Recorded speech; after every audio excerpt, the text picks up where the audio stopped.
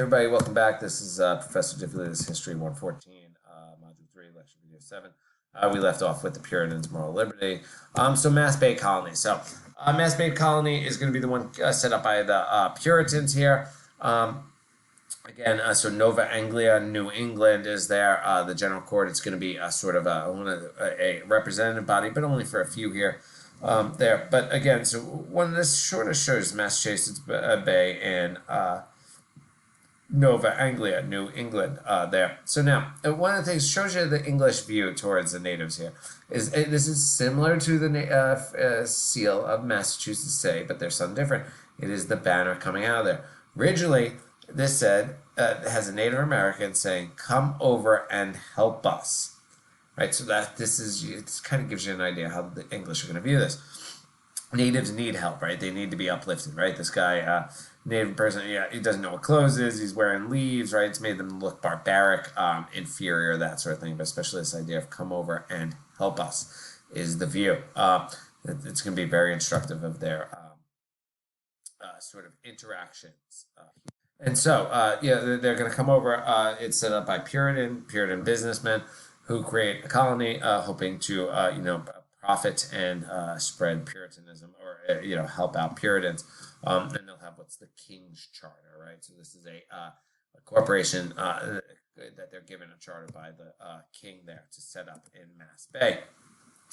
This is going to spur the Great Migration, it was called at that point. You're going to have those 20,000 coming over to New England, which at the time was a very, very large amount of people emigrating. Obviously today it wouldn't be that large of a number, but it is called the Great Migration. Eventually it will cease, but this is they're coming to set up trade relations with the English here. Demographics now, again, like I said earlier, is that most of the early English colonists were single men, things like that, and that's especially true in what's Virginia, Maryland, places like that today. New England, very different to the Chesapeake of the South. Here you're going to have families come over. There's going to be a much greater equal ratio of men and women in the northern colonies than you will have in the southern colonies or in the Chesapeake. Chesapeake is, think of Virginia, Maryland area down there. You're going to have greater wealth up here, or more greater equal distribution of wealth. You're going to have more people who are landowners, where in the South you're eventually going to get large plantation owners at the very top, and then, much more sort of economic differences as you go, disparities, but you're going to have less of that in Mass Bay. Again, that's the picture of the Great Migration. So Puritan government and society, again, they a fear of excessive individuals themselves. They're self-governing towns. So this is the belief that the local people should have a say in their government. But note, though, it's not for everybody, right? You have to be a member of the church to be part of the government there. So again, there's no such thing as religious freedom here. They're not tolerant in any way.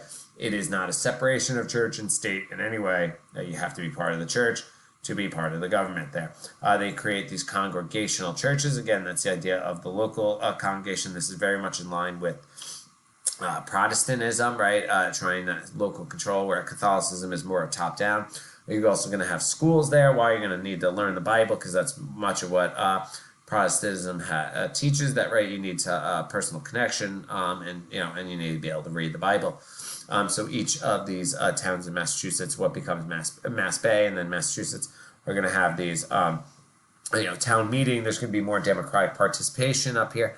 Again, even if it's only democratic participation for a few, it's going to be more than in other areas in the colonies. This is once again from a commercial charter to a government document. Voting requirements, again, you had to be a member of the church. Inequality is natural. They do not believe in, any idea of equality like we would know it there. There's going to be legislatures and an elected governor, but again, very, very few people are actually going to have a say in any of that. Again, here's the Mass Bay Colony logo. Here's a Puritan family. Again, very typical of English family. This is very patriarchal. Women, in the sense of women have little to no rights at this point. It is, the foundation of the family is religion. It's, the family was viewed as essential to social stability, right? The family controlled as an economic unit. The man, head of the household, the male, controlled the labor of everybody else in there. This was sort of the head of the family. The man was sort of the lord in his home, right? Think of you have a king or a noble, and they control and oversee those less than them. This is viewed as stability, that the family should reflect society in that way at the time. Women were viewed as equals spiritually. They have souls, they could, and all that. But that's not their place in society, right? It is as equals they are. To be in the home, that's more that they are partners in the home, and maybe in caring for the home and things like that, but definitely not as equals outside there. There's the male sphere and the women's sphere is the view. Here, this is a early Puritan family called the Savage family. This is an actual painting. It's very kind of weird looking. I always found this one very weird. The proportions are all off. But that's for another day. Church and state and Puritan, state supported churches, state supported religion. There's social inequality everywhere. Liberties and their limits, again, freedom of speech and assembly do not exist. Here again, they do not believe in excessive individual freedom. They see it as a bad thing. There's no religious freedom. Your religious liberty is to be a Puritan, or else you don't have a say in things. Incredibly harsh penalties for just about everything, including death penalty for most crimes there. Again, they outlaw Christmas. There's not a very fun bunch. I always found that. It never actually sounded like this would be like some very fun people. But again, that's, it's joking there in a sense. But yeah, this is not what we associate with today, right? These core ideas of freedom of speech and religious freedom and assembly, that did not exist in these areas there. So the New England economy, again, advance or competency, right? What it meant to be competent was to control your own destiny, not to work for others, own your own land, that thing. Craft and land ownership. This is the idea that you're only truly free if you control your own destiny. If you work for a wage for someone else, there's no way you can be free, right? Because you rely on them. So to be competent means you do not have to rely on others. Again, many of them are from East Anglia, so they had skill. They were more middle class. Main products in this area are going to be timber, fishing, and textile manufacturing. Then you're going to have yeoman farmers. What a yeoman farmer is, a small-scale farmer who is really producing for his family and maybe a little bit for the market. So this isn't going to be like the grand, not grand, huge and grand, I mean, and very large plantations you'll have in the Caribbean or in the South. It's going to be different, but they're going to pride themselves on this. So there will be farming, but it's never on a large scale as you can have there. Again, we've talked about this, the wealth distribution, very little of it there. I mean, you're going to have, there's not a huge gaps here. You're going to have wealthy and not wealthy, but it's not going to be the great gaps like you have today here, or that even existed in England. The merchant elite in England, in Boston, is you're going to be key, and that's true. Still Boston's a financial part there. They're trading with Europe, trading with the West Indies, and merchants are becoming more and more powerful because trade is going to be key to New England on the coast there. There's some more images. So let's get into founding Springfield here. And actually, let's get into founding Springfield, Massachusetts. So this is the famous, you've probably seen this, the Puritan statue. It's in Springfield. This is actually not Pynchon, but it's not even, it's a depiction of one of the early settlers of Springfield. So who settled Springfield?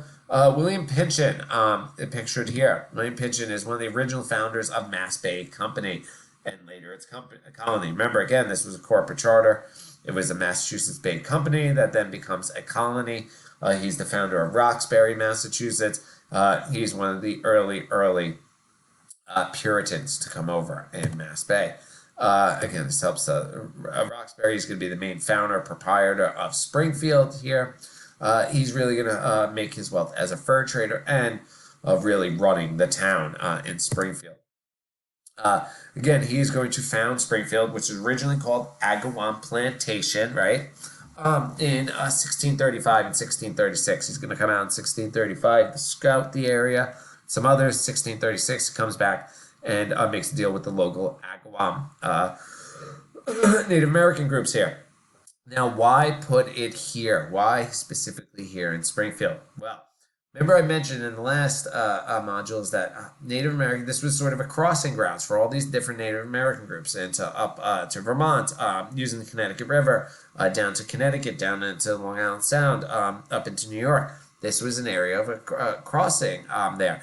This was a prime economic location, and Pynchon recognized this. This was equidistant from Boston and Albany, so you had access to both those trade opportunities. You could also go down the Connecticut River and get to Hartford Colony and there. So there's lots of trade. So he's trying to make himself the northernmost on the Connecticut River of the fur trader. He's going to be able to control trade in that way.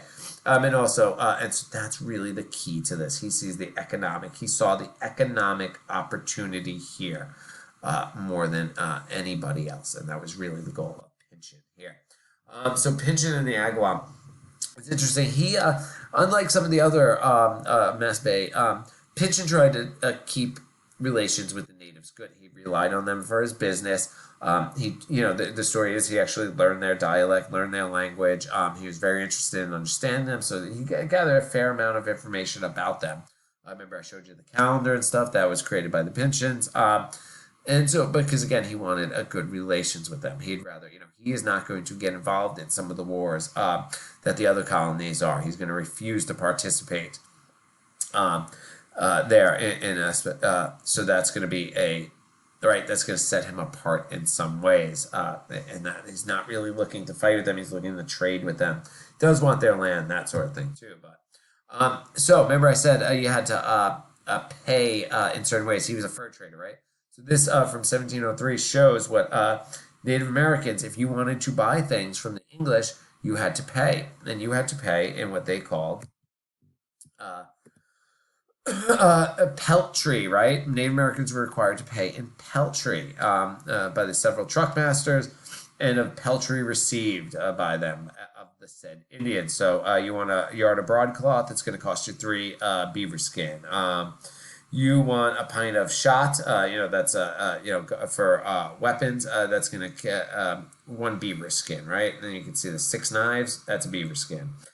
6 combs, that's another beaver skin. And so this shows you, what they're looking for in their from the Native Americans. That really what is beaver pelts. And there are beaver all over this region. They are gone now. In many ways, there's still some around, but remember, even Native Americans had these stories of the megafauna, right? The giant beaver that created, what we would call the ancient glacial lake, Lake Hitchcock. That. So that's the area. So now again, back to this statue. This is actually a very famous statue. It's in smaller versions or in a bunch of different pretty big museums. So there's a late 19th century statue created by French sculptor Augustus Saint Gaudin, commissioned by the Chapin family, right? So the Chapin family from Springfield, one of the Samuel Chapin was one of the early religious leaders of the colony and the settlement at Springfield.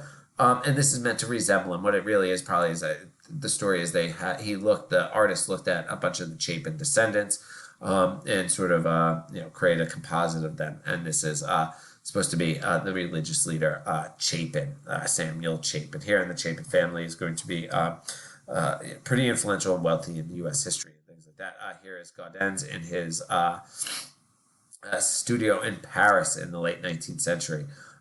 Beginning to sculpt what will end up in downtown Springfield. Here it is down there, the Deacon Samuel Chapin, again, honoring him. And this is, becomes a sort of a iconic image of the city in many ways. So what was Springfield really like, right? And that's what we're going to look at. And so that's what we'll pick up in